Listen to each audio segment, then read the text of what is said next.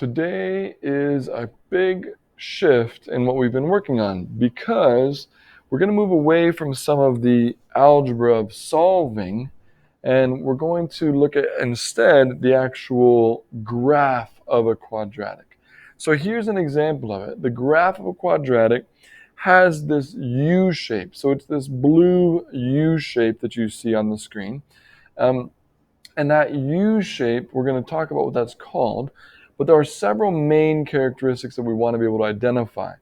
The first thing I want to point out to you is the most important point on this entire graph. The most important point. I call it the MVP, right? It is the most important point, or most valuable point, should say, I guess, if it's an MVP.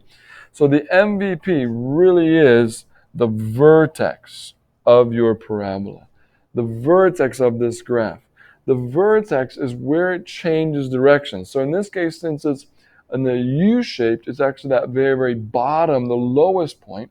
But this graph could actually be flipped over and go downward instead of upward. And then the top would be the vertex. It would be at the very, very top. The next important thing to identify is what's called the axis of symmetry. And the axis of symmetry, an axis is always a line. So an axis of symmetry is a line that cuts the parabola, as you can see this orange line does. It cuts it straight down the middle. It cuts it straight down the middle. And when something is symmetrical, symmetry is when what's on the left-hand side is exactly the same as what's on the right-hand side. So the two sides are mirror images of each other. All right, so far we have a vertex and we have an axis of symmetry.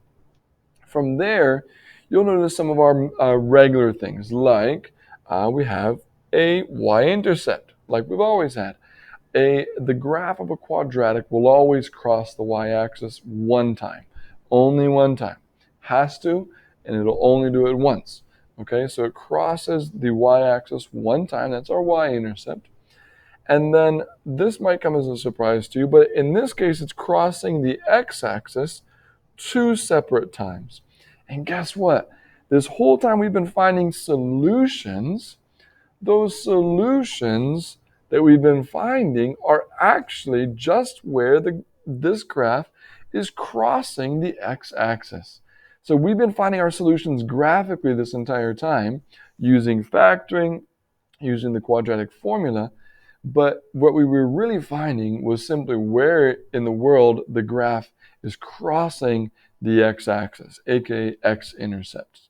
So when we say x-intercepts, we're actually also saying solutions.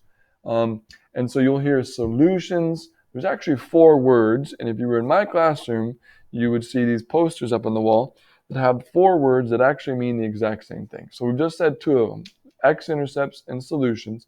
Another word we use is a word called zeros. We'll talk about that later. And a word called roots.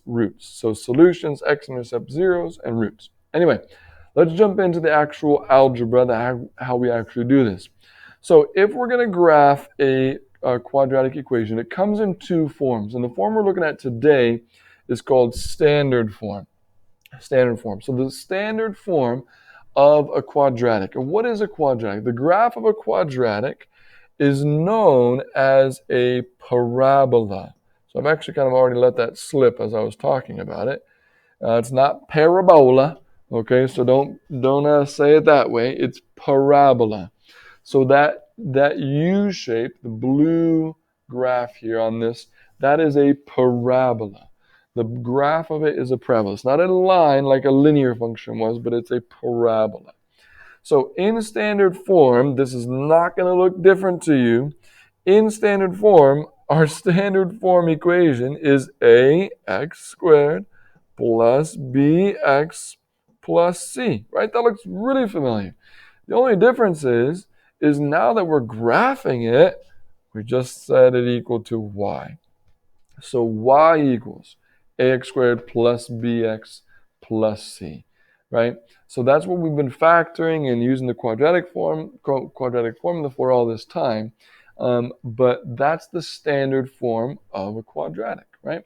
And so what we're going to do is we're going to use different points on the graph to and we're going to make sure we find the vertex, and then we're going to find a point to the, above and below the vertex, one to the left and one to the right, so that you can see what the actual graph looks like.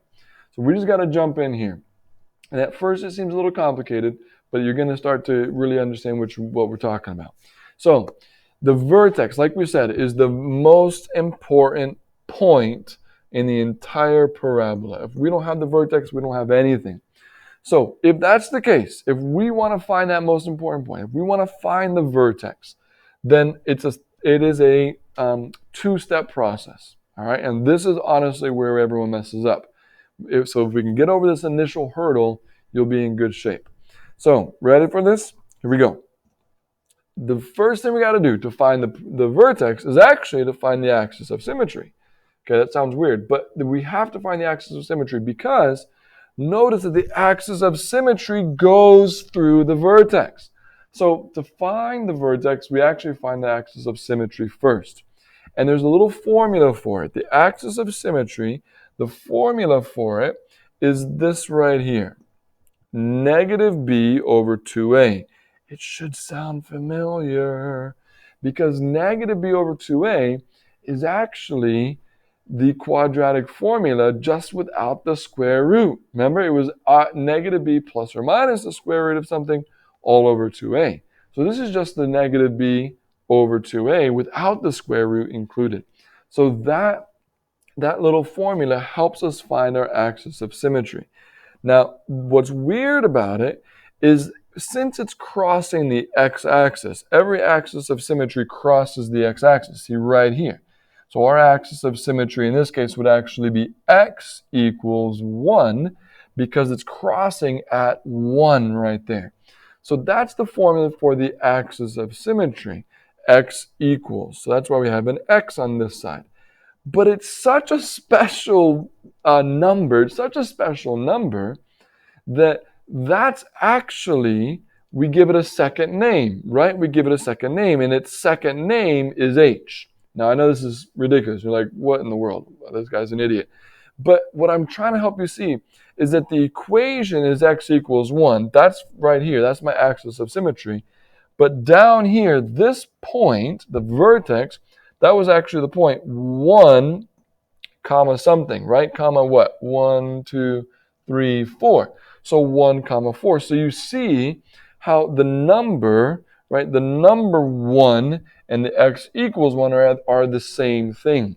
So this component of my vertex is called h. So that's why we call it the x and h are really the same thing. X and h are actually both the same thing. Okay, just the same thing, just two different names for it. Like, your best friends might call you something other than what I might call you as your teacher. Okay, so that's the first part, is to find that number. Once we have found it, step 2 is to plug h in to the equation, back into the equation. So whatever that h value ends up being, we plug it in wherever the x's were, right? Because remember, x and h are the same thing. So we plug it back in. And when I say plug it back in, all I'm saying is we're plugging it back into this. We're plugging it in right here and right here. We just got to plug it in twice, right? We plug it in to the equation. So we plug h back in, okay? And what that's going to do, all of this is going to simplify down, right? It's all going to simplify down to a number. Well, that number is so important. We give it a name as well. That number is called k, all right? And so now that we have found both h and k, those two letters, those two numbers create the vertex, h comma k. So our vertex is so important that it gets its own name, and it's composed of the letters h and k. And we find those two numbers by doing that right there. So it's really, really important. This is the most important stage in what we're trying to do. So I'm going to jump into an example in the next video, but I really want you to make sure, pause and rewind if you need to on this one to make sure that you're good.